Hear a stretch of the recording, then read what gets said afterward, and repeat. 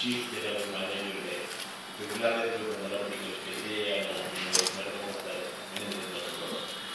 രാജ്യത്തെ ടെലികോം മേഖലയിൽ ഏറ്റവും അഭിമാനകരമായ പ്രവർത്തനം കാഴ്ചവെച്ചുകൊണ്ടിരിക്കുന്ന കേരള BSNL CMDയുടെയും ടെലികോം സെക്രട്ടറിയുടെയും ആശംസാവചനങ്ങളും കേരള സർക്കിളിൻ്റെ പ്രവർത്തന മികവിനെ ലഭിച്ച സാക്ഷ്യപ്പെടുത്തുന്നതാണ്. തീർച്ചയായും തൊഴിലാളികളുടെ പ്രതിജ്ഞാബദ്ധമായ പ്രവർത്തനമില്ലാതെ ഇങ്ങനെയൊരു നേട്ടം വസ്തുത ഇതായിരിക്കെ ജീവനക്കാരെ മാനസികമായി തകർത്ത് BSNL പ്രവർത്തനം ഇളമറിക്കാനാണ് CGM ശ്രമിക്കുന്നതെന്ന ആക്ഷേപം ശക്തമാണ്. സാധാരണ ജീവനക്കാരും ഓഫീസർമാരും ഒരുപോലെ ഈ മേധാവിത്വത്തിനെതിരെ പരാതി പറയുന്നത് വരുമ്പോൾ അത് കടന്നില്ലാതിരിക്കില്ല. അത്തരത്തിലുള്ള പണികൾക്കോ വികസന പ്രവർത്തനങ്ങൾക്കോ ആവശ്യമായ സാഹചര്യം ലഭിക്കുന്നതിന് അദ്ദേഹം പൂർണ്ണ പരാജയമാണെന്നാണ് ജീവനക്കാർ പറയുന്നത്.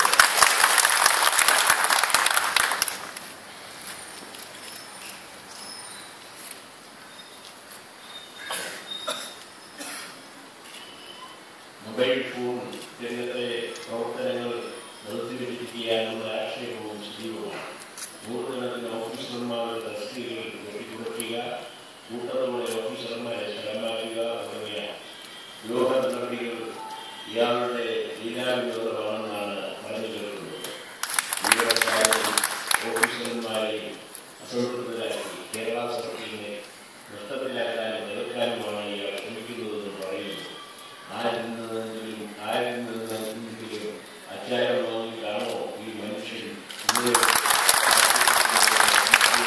സംശയമേഖല സ്വാഭാവികമാണ്. കാരണം ടെലികോം മേഖല ഒരു അക്ഷയ ഖനിയാണല്ലോ. 2GS സ്പെക്ട്രം ഇടപാടിലൊക്കെ ഇതിൻ്റെ അപാര സാധ്യതകൾ നാം കണ്ടതാണ്. മൊബൈൽ ഫോൺ സംവിധാനത്തിൻ്റെ കാര്യത്തിൽ വൻ കോർപ്പറേറ്റ് ശക്തികൾ ഇന്ത്യയിൽ വേണ്ടി കൈയടക്കാൻ കടുത്ത മത്സരത്തിലാണ്. ഏറ്റവും കൂടുതൽ മൊബൈൽ ഫോൺ സാധ്യതയുള്ള സംസ്ഥാനങ്ങളിലേക്ക് കൂട്ടത്തിൽ കേരളത്തിൽ തന്നെ പോലെയാണ്. മൊബൈൽ ഫോൺ ഉപയോഗിക്കാൻ പ്രതിവർഷം 2000 കോടി രൂപ മലയാളികൾ ചെലവഴിക്കുന്നതായാണ് കണക്ക്.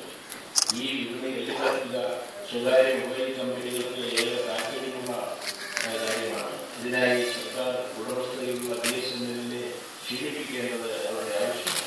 അതിനായി അവർ എന്തും ഉണക്കാൻ തയ്യാറുമാണ്. അങ്ങനെ തയ്യാറായി അവർ വരുമ്പോൾ നിങ്ങളുടെ ഹൃദയനായ CGM അതിന് എന്തോ എന്തായാലും CGMന്റെ പണി അത്ര നല്ല പണിയല്ല.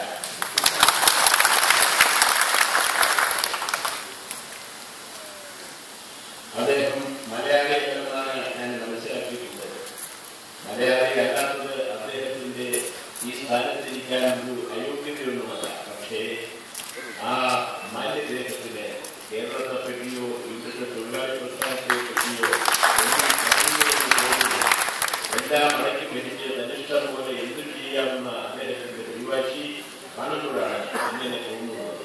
ഒത്തിരി കണ്ണീരും ജോലിയും ഒക്കെ താണ്ടിയാണ് കേരളത്തിന്റെ തൊഴിലാളി പ്രസ്ഥാനം ഇല്ലാത ഭരണാധികാരികളെയും ഭരണവീരന്മാരെയും നെഞ്ചുറപ്പോടെ നേരിട്ടാണ് തൊഴിലാളികളും ജീവനക്കാരും എല്ലാ അവകാശങ്ങളും ആനുകൂല്യങ്ങളും നേടിയിട്ടുള്ളത്.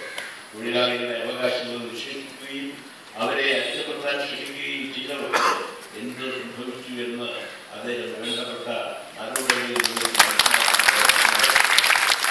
രാമസ്വാമിയുടെ എന്തായിരുന്നു മാത്രം അന്വേഷിച്ചാൽ മതി. അതുകൊണ്ട് തൊഴിലാളികളുടെ ജീവനക്കാർ ഉന്നയിക്കുന്ന ന്യായമായ കാര്യങ്ങൾ അംഗീകരിച്ചു. അവരെ വിശ്വാസത്തിലെടുത്തു. സമരം അവസാനിപ്പിക്കാനും BSNLന്റെ പ്രവർത്തനം ഭംഗിയായി മുന്നോട്ട് കൊണ്ടുപോകാനും അദ്ദേഹം തയ്യാറാകണമെന്നാണ് എനിക്ക് അഭ്യർത്ഥിക്കാനുള്ളത്. ആവശ്യമായ പിടിവാശിയും മുൻപിലുണ്ട് കൂടുതൽ അപകടങ്ങളിലേക്ക് പോവുക മാത്രമേ ഉണ്ടാകൂ എന്നും അദ്ദേഹത്തെ ഞാൻ ഓർമ്മിപ്പിക്കുകയാണ്. സമരരംഗത്ത് അതിനെതിരെയുള്ള മുഴുവൻ പേരെയും ഒരിക്കൽ കൂടി അഭിവാദ്യം ചെയ്യുന്നു. സമരത്തിലെ എല്ലാ വിജയങ്ങളും